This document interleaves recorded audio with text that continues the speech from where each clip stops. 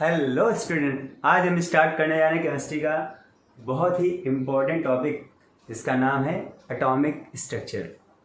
तो देखिए, इस चैप्टर की पहली हेडिंग होती है एटॉमिक नंबर। एटॉमिक नंबर क्या होता है सुनिएगा बहुत अच्छे से। प्लस साइन को अगर हम सर्किल में बंद कर दें तो हम उसे कहते हैं क्या, न्यूक्लियस। ठीक, as you know very well, nucleus में नंबर ऑफ प्रोटॉन प्रेजेंट होते हैं and number of neutron present होते हैं। क्लियर? तो सुनिएगा बहुत अच्छे से। किसी भी एटम के न्यूक्लियस में जितने भी प्रोटॉन प्रेजेंट होते हैं उसी को हम लोग कहते हैं atomic number. The total number of protons present in nucleus of an atom called as atomic number. The total number of protons present in nucleus of an atom called as atomic number. It is represented by Z. तो देखिए definition लिखी हुई है आपके सामने। The total number of protons present in the nucleus of an atom called as atomic number. Atomic number को represent किया जाता है किससे? Z से। एटॉमिक नंबर को रिप्रेजेंट करते हैं Z से। अब आपको एक बात बताते हैं कैसे एटॉमिक नंबर हम लोग निकालते हैं। सुनिएगा, जैसे मान लीजिए आपके पास कोई एलिमेंट दिया है 11Na23। ठीक, अभी जो सेंटर पे होता है उसको हम लोग कहते हैं एटम। क्या बोलते हैं? एटम। किसी भी एटम के जो नीचे लिखा होता है वो उस एलिमेंट का एटॉमिक नंबर होता है। कितना हो गया? 11।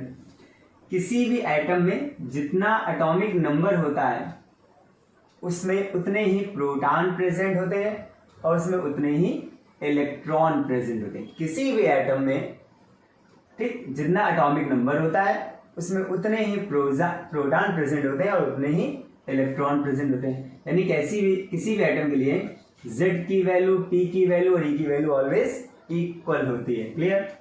अब सुनिएगा, एलिमेंट के जो नीचे लिखा होता है वो एटॉमिक नंबर Z। अब जैसे ही हम बता रहे हैं जितनी वैल्यू Z की उतनी ही वैल्यू P की, यानी जितना एटॉमिक नंबर उतने ही नंबर ऑफ प्रोटॉन्स होंगे एंड उतने ही नंबर ऑफ इलेक्ट्रॉन्स। तो इलेक्ट्रॉन की वैल्यू हो जाएगी 11। किसी भी एटम में जितनी वैल्यू Z की उतनी ही वैल्यू P की, उतनी ही वैल्यू E की। क्लियर? एलिमेंट के जो ऊपर लिखा होता है उसको कहते हैं एटॉमिक मास। क्या बोलते हैं? Atomic mass. अब आप पूछेंगे एटॉमिक मास क्या होता है, तो सुनिएगा, जैसे कि हमने बताया कि न्यूक्लियस में दो चीजें होती है, प्रोटॉन एंड न्यूट्रॉन। ठीक, किसी भी एटम के न्यूक्लियस में प्रोटॉन और न्यूट्रॉन प्रेजेंट होते हैं। इनका सम एटॉमिक मास कहलाता है। The sum of number of protons and number of neutrons present in nucleus of an atom called as atomic mass. The sum of number of protons and number of neutrons present in nucleus of an atom called as atomic mass. Atomic mass को represent करते हैं A से और ये equal होता है P plus N के। अब देखिए P की वैल्यू Z की वैल्यू इक्वल होती है तो हम P की जगह पर पुट कर सकते हैं क्या, Z। तो A इज इक्वल टू हो जाएगा Z plus N। Same P equal होता है किसके? E के, तो A इक्वल हो जाएगा E प्लस N के। यानी एटॉमिक मास के तीन फार्मूले। डेफिनेशन क्या है ये देखिए, मास नंबर या एटॉमिक मास या एटॉमिक वेट सब इसी को बोलते हैं। The sum of protons and neutrons, the sum of protons and neutrons present in nucleus, present in nucleus of an atom, किसी भी एटम में, कॉल्ड एज मास नंबर और एटॉमिक वेट और atomic mass. It is represented by capital A. इसे capital ए से represent करते हैं। ठीक, किसी भी न्यूक्लियस में प्रोटॉन्स और न्यूट्रॉन्स का जो सम होता है इसको हम लोग न्यूक्लियॉन भी बोलते हैं। उसे ही हम लोग कहते हैं मास नंबर या फिर एटॉमिक मास। ये क्या होता है? किसी भी एलिमेंट के जो ऊपर लिखा होता है वही उस एलिमेंट का एटॉमिक मास या फिर मास नंबर होता है। तो सोडियम के ऊपर लिखा है 23, तो दोस्तों एटॉमिक मास हो गया 23। क्लियर? अगर हम एटॉमिक मास से एटॉमिक नंबर को माइनस कर दें तो हमारे पास नंबर ऑफ न्यूट्रॉन्स आ जाएंगे। क्या आ जाएंगे? Number of neutrons. अब आप जानना चाहेंगे कैसे आया है, तो देखिएगा बहुत अच्छे से। हम लोगों को फॉर्मूला पता है, A इज इक्वल टू होता है P प्लस एन के। ठीक, अब A क्या होता है, ऊपर की जो वैल्यू A तो 23 हो गया। P क्या होता है, प्रोटॉन्स, और प्रोटॉन्स क्या होते हैं, एटॉमिक नंबर। सोडियम का एटॉमिक नंबर कितना, 11। तो P यानी Z और Z यानी एटॉमिक नंबर। एटॉमिक नंबर कितना है, 11 प्लस n। अगर हम यहाँ से n की वैल्यू निकालेंगे 23, 11 को हम उधर ले जाएंगे तो ये माइनस का 11, तो फाइनली आ जाएगा मेरे पास 12। कितना आ जाएगा, 12। यानी इस तरह से हम लोग किसी भी एलिमेंट में atomic number, number of protons, number of electrons, number of neutrons and atomic mass या मास नंबर निकाल सकते हैं। क्लियर। एक एग्जांपल और बताते हैं आपको। जैसे मेरे पास एक एलिमेंट लिखा हुआ है भाई साहब 30 एल्यूमिनियम 27। क्लियर। अब देखिएगा सेंटर में क्या लिखा है, एल्यूमिनियम, तो जो सेंटर में लिखा होता है वही उसका एटम या फिर एलिमेंट कह सकते हैं हम लोग, है ना। किसी भी एलिमेंट में, किसी भी एटम में Z की वैल्यू P की वैल्यू इक्वल होते एटम में। अगर एटम के ऊपर प्लस माइनस लगा है तो आयन हो जाएगा, और आयन में Z P और E की वैल्यू इक्वल नहीं होती, क्या हो जाती है अभी हम आगे बताएंगे। ठीक है, तो देखिए एल्यूमिनियम का एटॉमिक नंबर 13, तो Z की वैल्यू 13। क्लियर। जितनी वैल्यू Z की उतनी P की, तो P की वैल्यू 13। क्लियर। E की वैल्यू जितना P उतना ही E, P 13 है तो E भी कितना हो गया, 13। कितना सिंपल है। एल्यूमिनियम के नीचे 13 तो एटॉमिक नंबर 13, जितना Z उतना ही प्रोटॉन, प्रोटॉन 13, जितना P उतना इलेक्ट्रॉन, इलेक्ट्रॉन 13। एलिमेंट के ऊपर जो होता है एटॉमिक मास, एटॉमिक मास 27। क्लियर। एटॉमिक मास से एटॉमिक नंबर को भाई साहब माइनस कर देंगे तो मेरे पास आ जाएगा क्या, 14। तो किसी भी एलिमेंट में Z की वैल्यू, P की वैल्यू, E की वैल्यू, A की वैल्यू, N की वैल्यू इस तरह से डिटरमाइन करते हैं। आइए हम इसी पैटर्न पर एक न्यूमेरिकल देखते हैं। क्लियर। आइए y जिनका मास नंबर सेम है और atomic number 20 and 22 respectively. If element x has 22 neutrons, x element में 22 न्यूट्रॉन्स है, then calculate number of neutrons in y element. ठीक है, सिंपल है क्वेश्चन। देखिए एक एलिमेंट हमारे पास है, यह देखना बहुत अच्छे से, एलिमेंट मेरे पास x है और एलिमेंट हमारे पास y है। क्लियर। क्या कह रहा है, एक्स वाई एलिमेंट, इनके एटॉमिक नंबर आपको गिवन 22 एंड 20 एंड 22। तो x एलिमेंट में एटॉमिक नंबर 20 है, तो x एलिमेंट का जो एटॉमिक नंबर है 20। अब एटॉमिक नंबर को रिप्रेजेंट करते हैं किससे, z से, तो z इसका 20 और y का एटॉमिक नंबर 22, यानी y के लिए z की वैल्यू है 22। क्लियर। फिर कह रहा x हैज 22 न्यूट्रॉन्स, x में 22 न्यूट्रॉन्स है, तो x में नंबर ऑफ न्यूट्रॉन्स है 22। Clear. Find the neutrons in y, तो y में हमको न्यूट्रॉन्स डिटरमाइन करने, तो n is equal to question mark. Clear. But आपसे एक चीज कह रहा है कि दोनों का मास नंबर सेम है, यानी जितना मास नंबर इसका होगा उतना ही मास नंबर इसका होगा। दोनों का मास नंबर कैसा है, सेम है। तो आइए हम लोग एक फार्मूला जानते हैं, A is equal to Z plus M। अभी बताया था, Z लिखो या P लिखो या E लिखो, कोई फर्क नहीं पड़ता।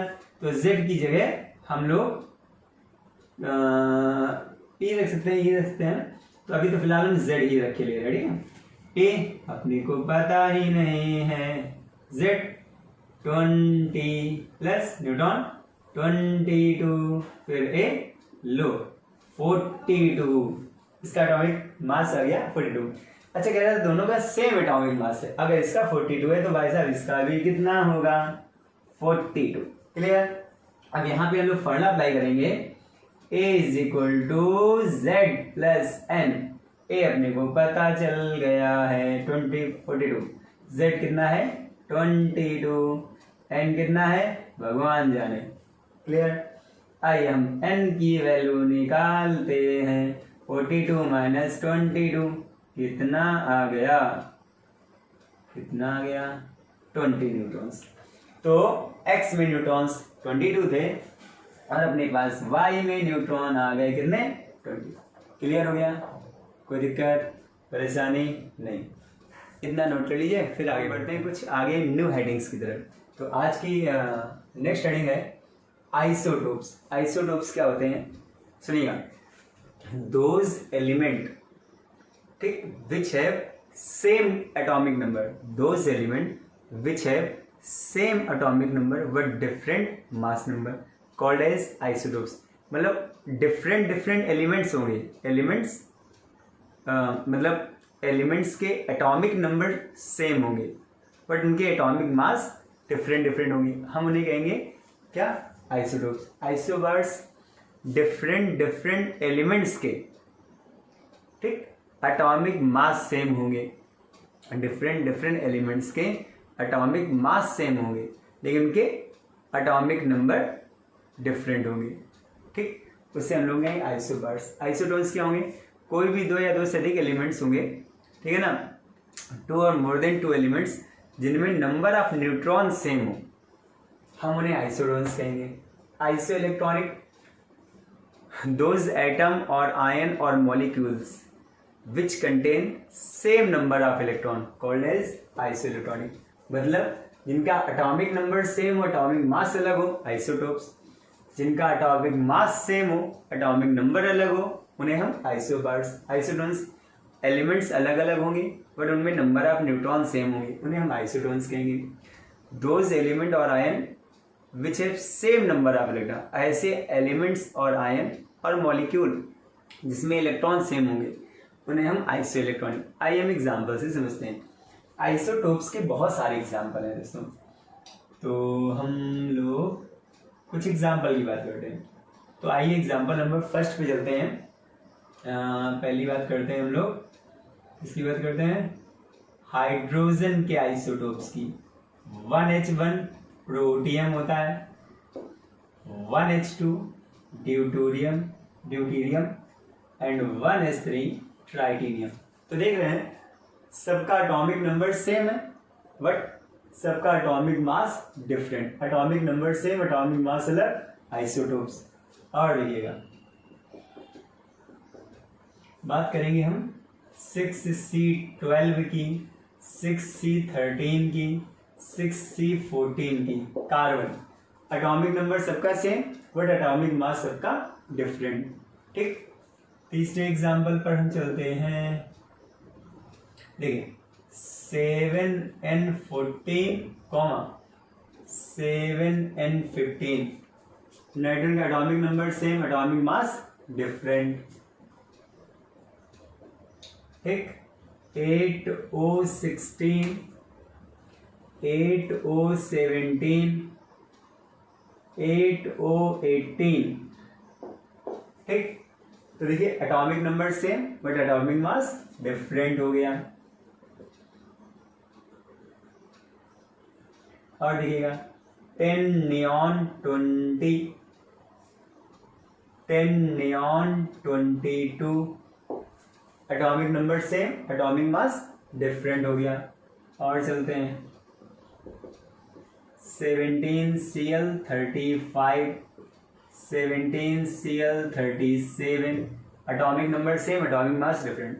जबकि क्लोरीन का एक्चुअल में जो एटॉमिक मास होता है वो 35.5, बट ये 35 37 35.5 दिख ही नहीं रहा है जो रियलिटी में होता है। तो इनके एटॉमिक मास डिफरेंट है बट एटॉमिक नंबर सेम। ऐसे एलिमेंट जिनके एटॉमिक नंबर सेम होते हैं, एटॉमिक मास अलग अलग होते हैं, उन्हें आइसोटोप्स कहते हैं। क्लियर। आइसोबार्स में क्या कह रहा है, एटम्स ऑफ डिफरेंट एलिमेंट होंगे, अलग अलग एलिमेंट होंगे, हैविंग सेम मास नंबर, लेकिन उनका मास नंबर सेम, एलिमेंट अलग अलग हो और मास नंबर सेम हो, उसे आइसोबार्स। चले एग्जाम्पल की तरफ आओ। 18 argon 40, potassium argon 40, calcium argon 40। अब समझ रहे हो नहीं, एटॉमिक नंबर अलग अलग है बट एटॉमिक मास कैसा है सेम। ऐसे एलिमेंट को हम लोग आइसोबार्स कहते हैं। अब हमारे घर में कोई फैक्ट्री नहीं है, ये डिफरेंट एलिमेंट्स के एटॉमिक मास को सेम बनाने, ये एक्चुअल में पीरियोडिक टेबल में बहुत से ऐसे एलिमेंट होते हैं जिनके कुछ आइसोटोप्स और कुछ आइसोबार्स होते हैं।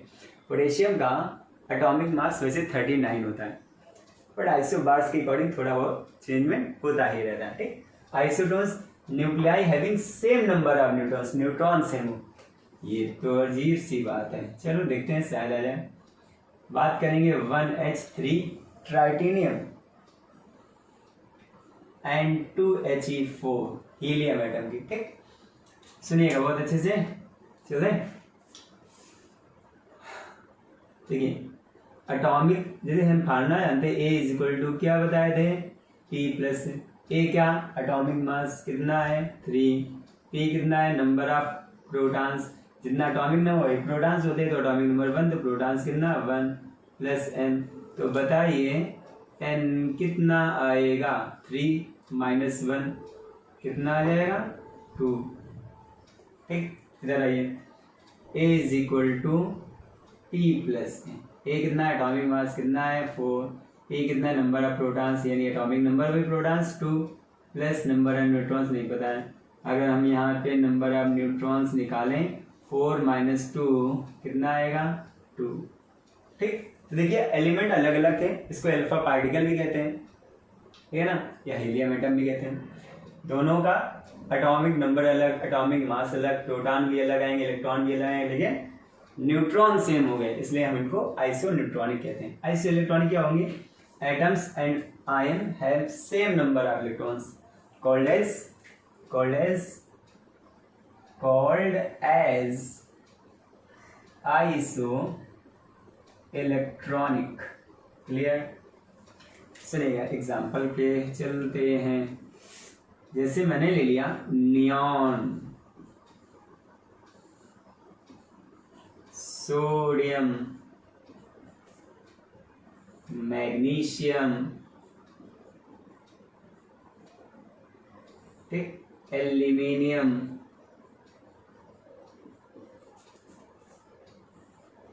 फ्लोरीन, ऑक्सीजन, नाइट्रोजन, कार्बन, बस इतना बहुत है, जगह नहीं बची। आपको एक बात बताते हैं भाई साहब, बहुत गौर से सुनिएगा। एटम के लिए Zp और E हमेशा ही इक्वल रहता है, बट अगर एटम आयंस में कन्वर्ट हो जाए, ठीक, तो Z और P तो इक्वल रहेगा, लेकिन E इक्वल नहीं रहता है।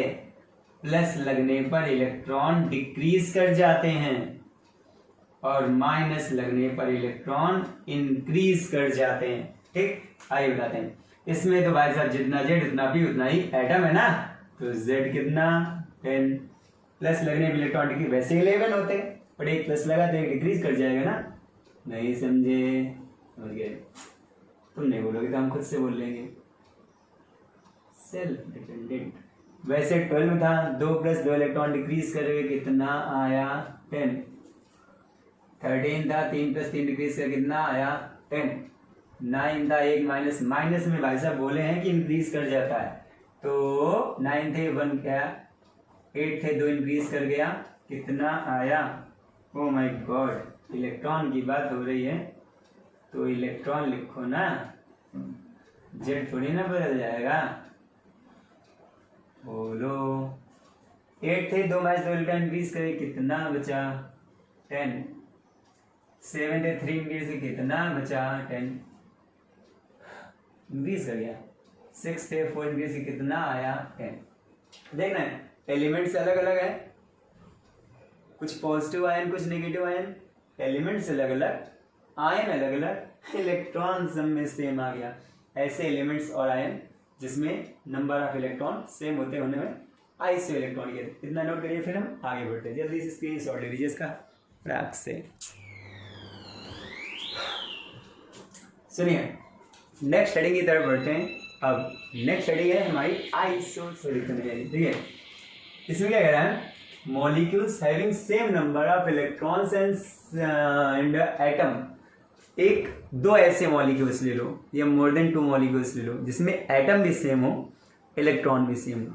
एटम सेम आए, इलेक्ट्रॉन सेम नहीं है तो आइसोस्टर नहीं, इलेक्ट्रॉन सेम है बट एटम सेम नहीं है तो आइसोस्टर नहीं। एटम भी सेम होने चाहिए और इलेक्ट्रॉन्स भी सेम आने चाहिए। आइए बताते कैसे। हम चलते हैं लॉफिंग गैस की तरफ।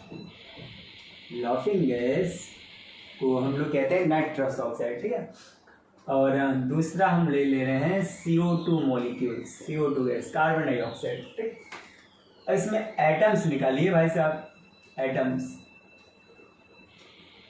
नाइट्रोजन एटम कितने हैं? 2। ऑक्सीजन एटम कितने हैं? 1। कितना आया? 3। इधर निकालो एटम्स। कार्बन एटम कितना है? 1। ऑक्सीजन एटम कितना है? 2। किसी को बताना मत। 2 और 1 कितना होता है? 3, ठीक।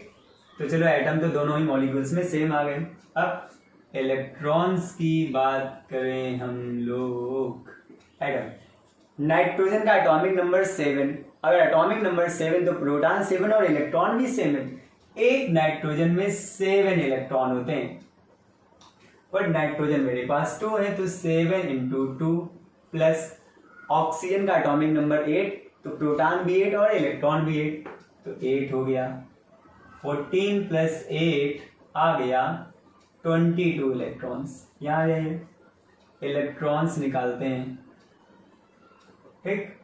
कार्बन का एटॉमिक नंबर 6 तो प्रोटॉन 6 इलेक्ट्रॉन भी 6 प्लस ऑक्सीजन का एटॉमिक नंबर 8 प्रोटॉन 8 इलेक्ट्रॉन भी 8 कितना है? 2। 6 + 16 कितना आया? 22 इलेक्ट्रॉन आ गया। कोई दिक्कत नहीं, आगे बढ़े। बढ़ो सर जी। देखो एक एलिमेंट ले लिया हमने 92 यूरेनियम 35। आगे बढ़े। एक ले रहे हैं 90 थोरियम 231, ठीक। ये यूरेनियम एंड वो क्या है? थोरियम। थोरियम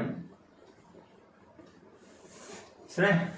एलिमेंट के नीचे एटॉमिक नंबर कितना आया? Z। एलिमेंट के ऊपर एटॉमिक मास कितना है? 235, ठीक। एलिमेंट के नीचे एटॉमिक नंबर कितना है? 90। ऊपर एटॉमिक मास कितना है? 231। पहले ये तो पता करो निकालने क्या चाह रहे हो। कह रहा है atoms having similar isotopic number, जिनका आइसोटोपिक नंबर सेम हो। अब तुम सोच रहे होगे कि आइसोटोपिक नंबर होता क्या है। आइसोटोपिक नंबर होता है A-2Z की वैल्यू या फिर न्यूट्रॉन माइनस प्रोटॉन की वैल्यू। बात एक ही है, ठीक। तो हम लोग आइसोटोपिक नंबर A-2Z निकालने चले। A कितना? 235 - 2 × Z कितना? 92 कितना आया? 235। 2 × 2 4, 2 × 9 18 कितना आया? 51। इधर आ जाओ। A-2Z कितना? A कितना? 231 माइनस 2 × Z कितना? 90। 231 माइनस 180 कितना आया? 51। देख रहे हो, दो अलग अलग एलिमेंट्स में A-2Z means isotopic number same आ गया। तो those two elements which have same isotopic number called as isodiaphers. Clear कहते हैं? क्या कहते हैं? आइसोडाइफर्स। क्लियर? इतना नोट कर लीजिए, फिर आगे बढ़ते हैं।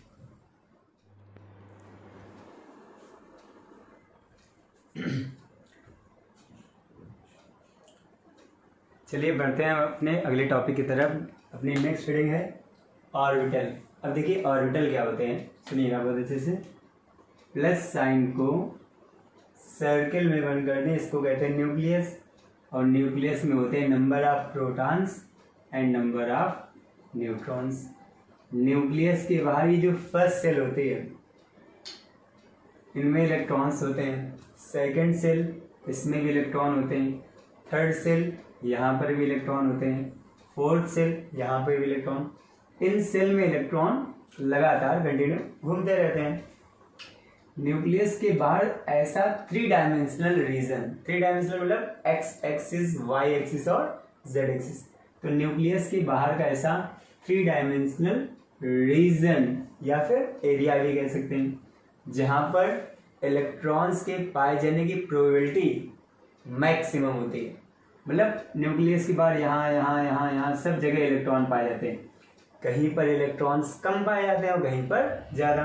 तो न्यूक्लियस के बाहर का ऐसा 3 डायमेंशनल रीजन जहाँ maximum number of electron present होते हैं, पाए जाते हैं, हम उसे कहते हैं ऑर्बिटल। तो न्यूक्लियस के बाहर का ऐसा 3 डायमेंशनल रीजन जहाँ मैक्सिमम नंबर ऑफ इलेक्ट्रॉन्स के पाए जाने की प्रोबेबिलिटी होती है, उसे हम लोग ऑर्बिटल कहते हैं। तो देखिए लिखा हुआ है the 3 dimensional region around the nucleus, nucleus के बाहर चारों तरफ, the 3 dimensional region around the nucleus in which, जिसमें probability of finding an electron is maximum, probability of finding an electron is maximum, maximum called as orbital। क्या कहलाता है? Orbital.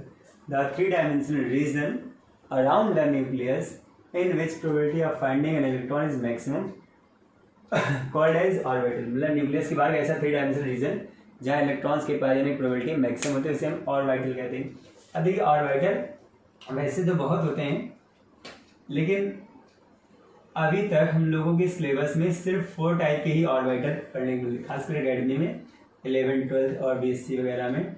S first orbital, सार का फर्स्ट अक्षर S, principal का first letter E, third diffuse का first letter D and fundamental का first letter F. तो ऑर्बिटल्स अपने 4 टाइप के होते हैं, सार, प्रिंसिपल, डिफ्यूज और फंडामेंटल। हमको इनके नेम की जरूरत नहीं पड़ती है, सिंबल की जरूरत। हम पूछेंगे आपसे ऑर्बिटल कितने होते हैं तो आप बोलेंगे 4 टाइप के, एस, ई, डी और एफ। ऑर्बिटल्स के अंदर सबसेल होती है, ठीक, ऑर्बिटल्स के अंदर क्या होती है? सबसेल। एस ऑर्बिटल में एक सबसेल होती है, एक बॉक्स होता है। प्रिंसिपल यानी पी ऑर्बिटल में 3 सबसेल होती हैं। डिफ्यूज यानी डी ऑर्बिटल में 5 सबसेल होती हैं। एफ यानी फंडामेंटल में 7 सबसेल। जितने सबसेल उसके डबल इलेक्ट्रॉन्स आते हैं। कैसे? 1 सबसेल में 2 इलेक्ट्रॉन्स, 3 सबसेल हैं तो 6 इलेक्ट्रॉन्स, 5 सबसेल हैं तो 10 इलेक्ट्रॉन्स, 7 सबसेल हैं तो कितना? 14 इलेक्ट्रॉन। ठीक, अब आप समझिए इन बॉक्सेस में इलेक्ट्रॉन कैसे फिल करते हैं।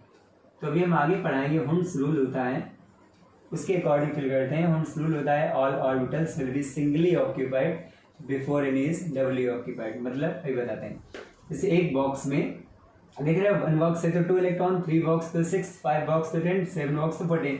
इससे पता चला कि एक बॉक्स में कितने इलेक्ट्रॉन्स आते हैं? 2। 1 बॉक्स में कितने आते हैं? 2। अब बॉक्स में इलेक्ट्रॉन लिखा नहीं जाता है इस तरह से, इन बॉक्सेस में इलेक्ट्रॉन फिल करते हैं बाई एरो।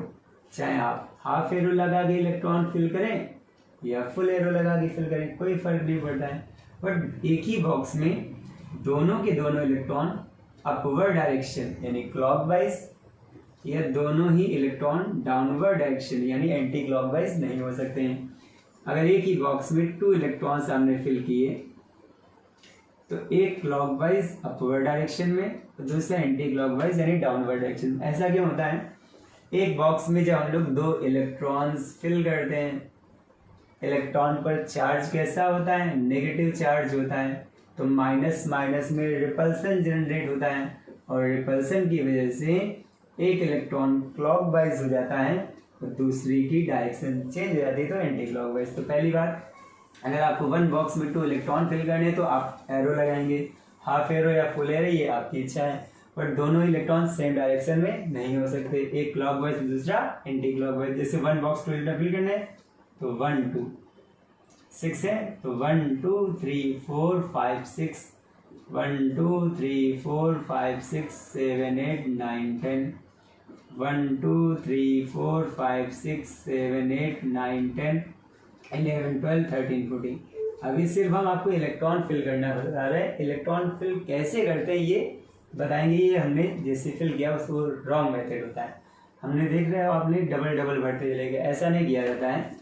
इन बॉक्सेस में जब इलेक्ट्रॉन फिल करते हैं तो सबसे पहले अपवर्ड डायरेक्शन में ऊपर ऊपर फिल कर देते हैं, और अगर इलेक्ट्रॉन्स बच जाते हैं तो हम रिपीट कर देते हैं। ठीक, अच्छा, एस ऑर्बिटल की ज्योमेट्री आपसे कोई पूछे क्या बोलोगे? स्फेरिकली, यानी ठीक, पी डम्बल शेप, पी होता है डम्बल शेप का यानी डमरू के आकार का। डी की ज्योमेट्री कैसी होती है? डबल डम्बल शेप, डबल डमरू के आकार। एफ की ज्योमेट्री आसानी से नहीं बनती, बहुत ही कॉम्प्लिकेटेड है। तो हम ऐसा कह सकते हैं कि इनकी ज्योमेट्री बनी ही नहीं है, बनती है बहुत ही कॉम्प्लिकेटेड होती है, आसानी से इसको बनाया नहीं जा सकता है। अब यहाँ से केमिस्ट्री का प्रारंभ होगा। इलेक्ट्रॉनिक कॉन्फ़िगरेशन, इलेक्ट्रॉनिक कॉन्फ़िगरेशन ये हम लोग पढ़ने जा रहे हैं। क्या होता है इलेक्ट्रॉनिक कॉन्फ़िगरेशन? जो हम लोग पढ़ेंगे वो क्या होता है, उससे पहले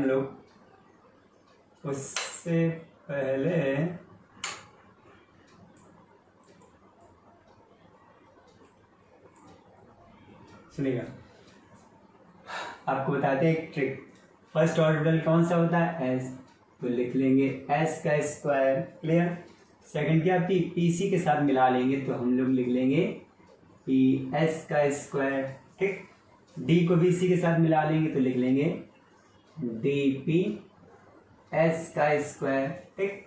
एफ को भी इसी के साथ मिला लेंगे तो लिख लेंगे एफ डी पी एस का होल स्क्वायर, क्लियर।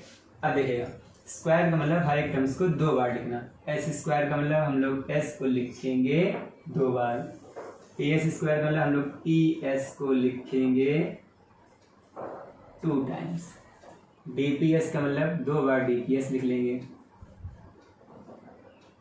इस तरह से। एफ डी पी एस का स्क्वायर यानी 2 बार F D P S, F D P S, F D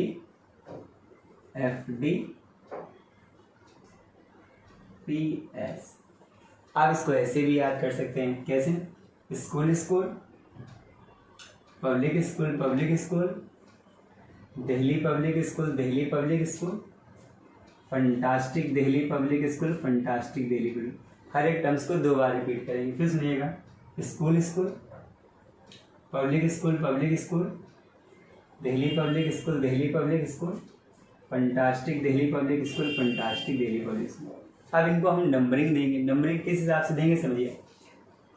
S first orbital होता है, एस फर्स्ट ऑर्बिटल होता है तो एस की स्टार्टिंग 1 नंबर से होती है। एस फर्स्ट ऑर्बिटल होता है तो इसकी स्टार्टिंग 1 नंबर से होती है। तो देखिएगा 1s, फिर 2s, फिर 3s, ये 4s, ये 5s, ये 6s, ये 7s और ये 8s, clear.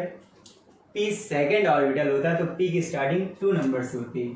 2p, 3p, 4p, 5p, 6p, 7p। D third orbital होता है तो डी की स्टार्टिंग 3 नंबर से होती है। 3d, 4d, 5d, 6d। F fourth orbital होता है तो एफ की स्टार्टिंग 4 से, 4f, 5f, क्लियर। ये हमारे पास इलेक्ट्रॉनिक कॉन्फ़िगरेशन करने का जो ऑर्डर होता है उसकी ट्रिक होती है, ठीक। अब इस ऑर्डर की हेल्प से हम बहुत सारे एलिमेंट्स का, आयन का इलेक्ट्रॉनिक कॉन्फ़िगरेशन करना सीखेंगे, ठीक। आइए हम इसका एक एग्जांपल बताते हैं आपको। जैसे सपोज अपने को इलेक्ट्रॉनिक कॉन्फ़िगरेशन करना है 21 का, तो कैसे करेंगे देखिएगा बहुत अच्छे से। सबसे पहले लिखेंगे 1s, क्या लिखेंगे 1s। यहाँ से हम ऑर्डर उठाएंगे और किस सबसेल में कितने इलेक्ट्रॉन आएंगे वो हम यहाँ पर देखेंगे, और हम इलेक्ट्रॉन्स गिनते रहेंगे कितने इलेक्ट्रॉन्स भर चुके हैं और कितने बाकी रह गए। क्या बोला फिर सुनिए, यहाँ से हम ऑर्डर उठाते रहेंगे, किस सबसेल में कितने इलेक्ट्रॉन आते हैं हम गिनते रहेंगे, ठीक, यहाँ देखेंगे। और इलेक्ट्रॉन कितने हैं और कितने बचे, कितने और भरने, वो हम गिनते रहेंगे। मतलब सबसे पहले 1s लिखा। अब देखो s में कितने इलेक्ट्रॉन्स आते हैं दोस्तों, 2, कॉमा लगा दें, ठीक। फिर क्या आता है 2s। जैसे ही नंबर चेंज होगा तो हम लोग लगाएंगे कॉमा। 1s के बाद 2s, नंबर चेंज हुआ है तो 2s। s में कितने इलेक्ट्रॉन्स आ सकते हैं, 2, कितना हो गया 4। देखो मैंने क्रम उठाया, कितने इलेक्ट्रॉन्स आए यहाँ देखा, और 21 में से 4 इलेक्ट्रॉन मर गए, कितने बचे भी बहुत सारे। तो अभी आगे चलेंगे, 2p। बताइए p में कितना आता है, 6, ठीक। कितना हो गया 10, अभी बचे हैं, चलो 2p के बाद क्या आता है 3s, नंबर चेंज हुआ है तो अब कॉमा लगाएगा। अभी क्या है s में कितना आता है 2, कितना हो गया 12, अभी और बचे हैं। 3s के आगे क्या आ रहा है 3p।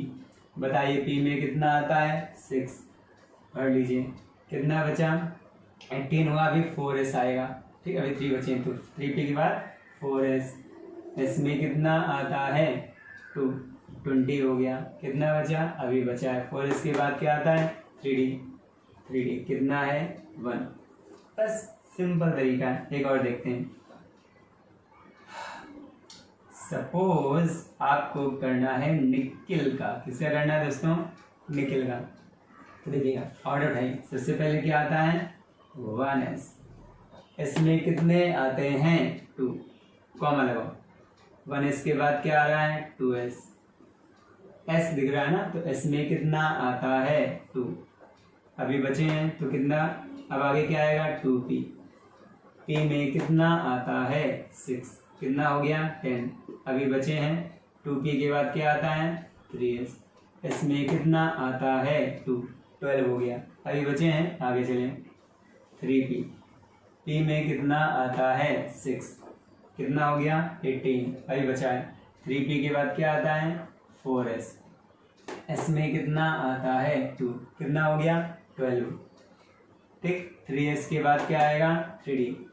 d में आता कितना 10, बट बचे ही नहीं है। 2, 4, 10, 12, 18, 20, 8 इलेक्ट्रॉन्स बचे हैं अपने पास, तो 8 इलेक्ट्रॉन्स फिल कर देंगे। किसी भी एलिमेंट में इलेक्ट्रॉन्स फिल करने का ये मेथड। अब एक चीज़ देखिएगा, जैसे मान लीजिए हम इसी का करते हैं, स्कैंडियम पे मैंने डबल प्लस लगा के रखा, बहुत इम्पोर्टेंट है, इसको बहुत गौर से देखिएगा। और मैंने निकल पे भी 3 या 2 ही प्लस लगा दे रहे हैं, 2 प्लस लगाया। तो सबसे खास बात अभी बता चुके हैं कि प्लस लगने पर इलेक्ट्रॉन डिक्रीज कर जाता है। तो वैसे 21 था, 2 प्लस तो इलेक्ट्रॉन डिक्रीज कर गया, तो अपने पास बचेगा 19। कितना बचेगा 19। 28 में से 2 डिक्रीज कर गया, कितना बचा 26। क्लियर। पहली बात तो किसी भी एलिमेंट का करना होगा, ठीक। तो जितने एटॉमिक नंबर होगा वही उतने इलेक्ट्रॉन, प्लस लगने पे इलेक्ट्रॉन डिक्रीज करेगा और माइनस लगने पे इंक्रीज करेगा, ठीक। 21 था, 2 प्लस लगा, 2 इलेक्ट्रॉन डिक्रीज कर गया। अब 2 इलेक्ट्रॉन डिक्रीज कर गया तो क्या होगा समझना बहुत अच्छे से। सपोज हम मान के चलते हैं, पहले सपोज दैट कि प्लस नहीं लगा होता। सपोज अगर प्लस न लगा होता तो क्या होता, देखना 1s, s में 2, फिर 2s, s में 2, फिर 2p, p में 6, 3s, s में 2, 3p, p में 6, फिर 4s आता और 2 हम भर देते हैं अगर प्लस न लगा होता तब, और 20 हो गया, 1 इलेक्ट्रॉन्स बचा तो 3d में 1 भर देंगे, ठीक। लेकिन अब ऐसा नहीं किया जाएगा। देखिए प्लस लगने का मतलब इलेक्ट्रॉन कम हो गए, यानी इलेक्ट्रॉन निकल गए।